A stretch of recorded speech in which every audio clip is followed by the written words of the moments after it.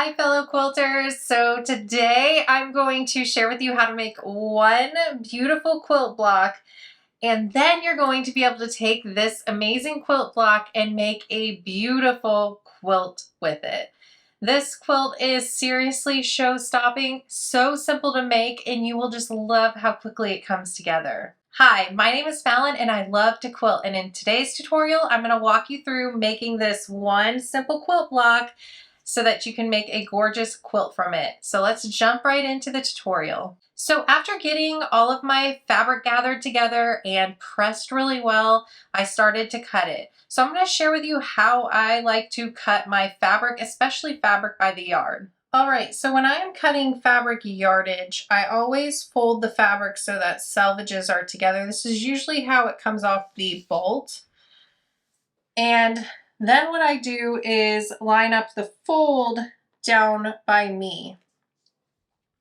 I'm going to try to cut one edge of the fabric so that I get very minimal waste on that side, and this is to get a nice straight line. So I'm going to line up my slide lock, and once I get it lined up on one of the lines, I'm going to press the handle down and cut. And the first cut I'm going to do from this fabric is a 4.5 inch square. So I'm going to take a second ruler and line up the 4.5 inch line. And I also line up lines across my mat as well to make sure everything's straight. So I have the 4.5 inch line. I'm going to put my ruler up next to, I'm going to put my slide lock up next to the ruler, press down, move that away, and cut my first strip. Now, I always like to cut my fabric into strips that are the width of fabric, and I keep it folded, and then I trim down or subcut to the size I need for the pattern. So I have that first cut. I'm going to square up one side again. I'm on the side with the selvages. And these I'm cutting into 4.5 inch squares. So I'm going to line up my ruler again at the 4.5 inch mark. Put my slide lock up against it and then cut. Another 4.5 inches. Cut. And I need 6 squares here, so I need to cut this 3 times because I get 2 squares each time I cut.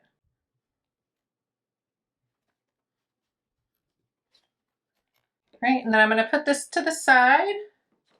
And then for this pattern, I also have to cut these on the diagonal twice. So I'm going to cut once in one direction,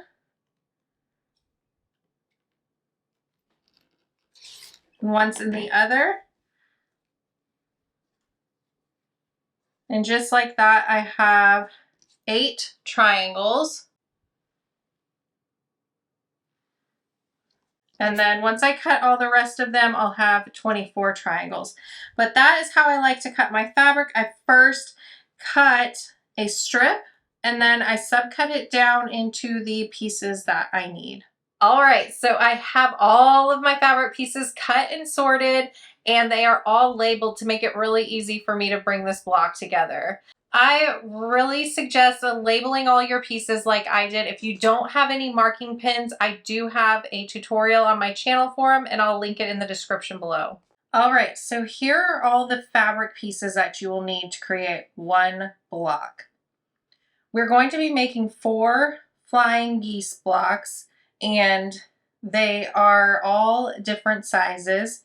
Then you'll need some pieces of your background fabric to put along the sides of the smaller flying geese blocks to bring the block together. So for piece F here, you're going to cut a 7.5 inch square and then cut that square along the diagonal 2 times. Now for piece A, you're going to need 2 of them, and that piece is a 4.5 inch square cut along the diagonal 1 time. Now piece H is a 6.5 inch square cut along the diagonal twice, and you'll need 2 of the piece G, and that is a 4-inch square cut along the diagonal once. Here is piece J, and that piece is a 5.5-inch square cut along the diagonal twice. Again, we'll need 2 of piece I, and that is a 3.5-inch square cut along the diagonal once. And here's piece K, and piece K is a 4.5-inch square cut along the diagonal twice. Here is piece E. We'll need 2 of those, and piece E is a 3-inch square cut along the diagonal once. Here's piece B. You will need 2 of them, and they are 1-inch by 3-inch rectangles. Here is piece C. You will need 2 of them, and they are 1.5 by 2.5-inch rectangles. Here's piece D. You will need 2 of them, and they are 2-inch squares. Now keep in mind that these are just the cutting instructions for one block, but I will put all of the cutting information down in the description of this video. And the cutting instructions will be for the size quilt that I am making, which is about 54 inches by 60 inches. All right, so let's start sewing this block together. I think it comes together very, very easy, in my opinion, of course. All right, so let's start sewing this block together. The first thing I like to do is to get all of the flying geese blocks together. I think that just makes the whole block come together really, really quickly. So to sew the flying geese blocks together, you will want each of the different sizes of the center of the flying geese and then the kind of wing on the edge. And we're going to sew one side on at a time. So you're going to lay them right sides together and sew a 1/4-inch seam across here. And you'll do that for each one of them. So after you sew that 1/4-inch seam, you're going to press the block. So you'll press it over, and that's when you can sew the other side on. You'll press the flying geese blocks really well once you get both sides on, and then we'll be trimming them down to the size we need for each flying geese. I'll give you all that information, but I do want to give you a little note here. You'll see me trimming the flying geese blocks down with our flying geese trim locks. Me and my husband make these flying geese trim locks. They are really amazing. Of course, I'm biased about that, but they have some grips on the back and a handle that you can hold to make it very, very convenient. They're a full 1/4-inch thick, which means you're less likely to come up over that edge and cut yourself. I love using these. However, you do not need to use these templates to make this quilt. The cutting information will remain the same, so you can use any flying geese trimmer you would like, or just your regular ruler to trim them down to size if you want. All right, so I am going to chain piece those side edges to the flying geese onto the center triangle of the flying geese. It's really important to make sure the bottom of the triangles are lined up. You don't want it overhanging there, but you do want it to overhang across the peak of the triangle a little bit.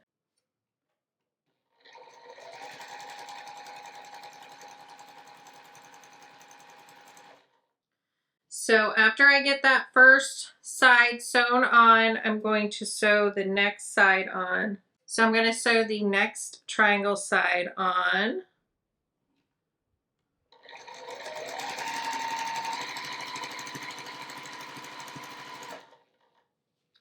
And then the next one. So I'm just going ahead and doing all 3 at the same time.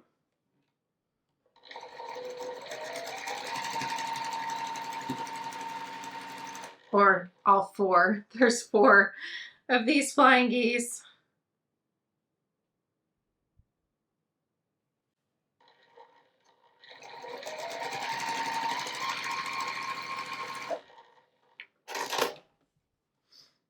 All right, now I'm going to cut them apart. And then I'm going to finger press them first. These seams are really stretchy because it's a bias edge across here. So I like to finger press it first because I can gently get it kind of going in the direction that I want the seam to lay, and then I'll add heat to them. All right, so now that all the seams are pressed so far, we have one side sewn on, we're going to sew the other triangle on to the other side. So I'm going to lay it right sides together. Again, the bottom of the triangle is going to be lined up, and then there's going to be some overhang over the edge of the triangle at the peak.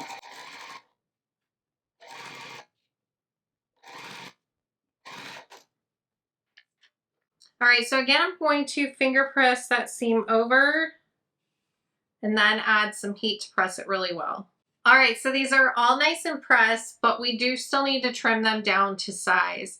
I pretty much always oversize my half square triangles, my flying geese blocks, any of those blocks, because if I trim them down, I know that the block is going to be the exact size that I need, and I don't have to worry about things getting wonky sewing across those bias edges.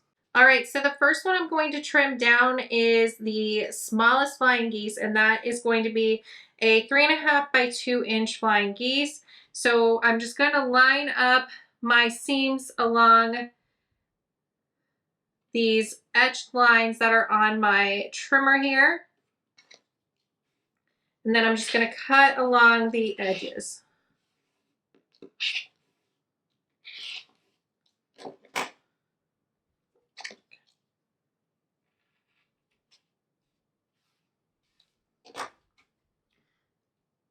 And there you go, you have a perfectly trimmed up flying geese block. All right, so the next one we're going to trim up is the 2.5 by 4.5 inch flying geese block. And we're honestly just trimming all these up the same way. I'm gonna line up the etched lines on the seam. We have the 1/4 inch overhang there, which gets us our final points. And I'm just gonna trim around this. Now those grips I talked about before kind of hold onto the fabric so that it makes trimming really easy, because I can just turn the trim lock with the handle and trim up the flying geese block. It's also really nice because these are the exact size that I need, so I don't have to readjust and get my measurements again. All right, so the next one I'm trimming up is to 5.5 inches by 3 inches. And again, we're just gonna line up that edge line on the seams and trim.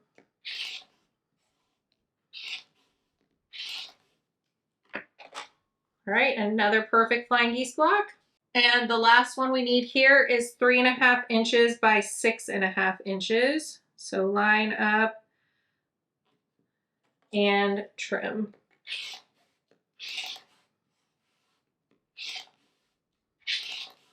All right, and so now all we need to do is sew those small end pieces onto the smaller flying geese blocks so that we can get them all to the same 6.5 inch size as the largest one. So I'm just going to take the end pieces, put them right sides together on my block, and sew them in place.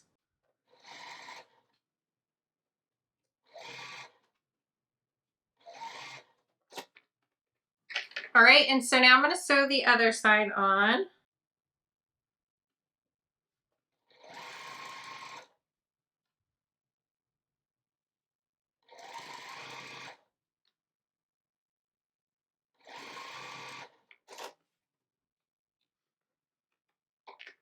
All right, and so I'm going to finger press those seams over, and then I'll press them with heat, of course, as well. All right, and so with everything pressed, the hardest part here is honestly making sure you sew them in the correct order of size and to make sure they're all pointing in the same direction. So I'm just gonna lay them right sides together and sew that seam.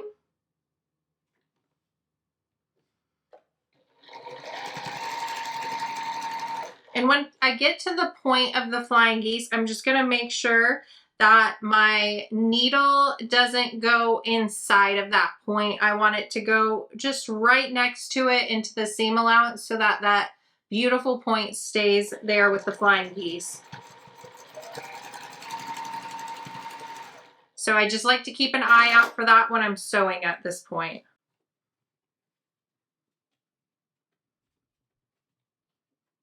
All right, and then I'm going to sew the next one on. I always lay the block so that the side with the point of the flying geese that's getting sewn is facing up towards me, so I can watch and make sure my needle is hitting in the correct place.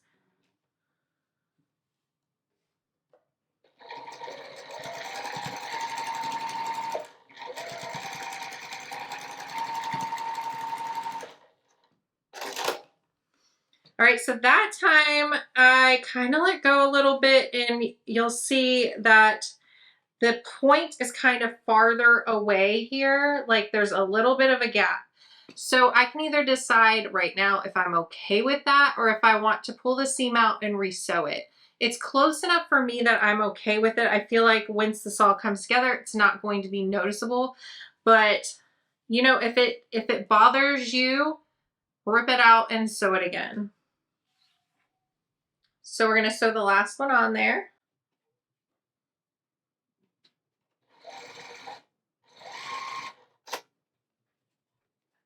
And then now that I have them all sewn together, I'm going to press the seams. All right, so we have the beautiful block all finished, and now you'll just need to make 60 blocks if you're going to make the size quilt that I am. So here are the blocks kind of laid out how they're going to be in a row. The next one will go on the other side like that, and they'll kind of go through the row in that way. Now, you could make this a 2-color quilt if you want, make it scrappy, whatever you want to do, just have fun with it. I am using 6 different colors in this quilt, well, plus the background. Like for example, with the green here, I'm doing a light and a darker green, a light and a darker blue, and a light and a darker kind of peach or coral. So I'm really excited about how this quilt's going to come together. I would love to hear what colors you would use in this quilt. So here is the final reveal on this beautiful quilt. I absolutely love how it turned out. It is so gorgeous and it was so fun to make. Thanks so much for watching, and I'll see you in the next video. Bye.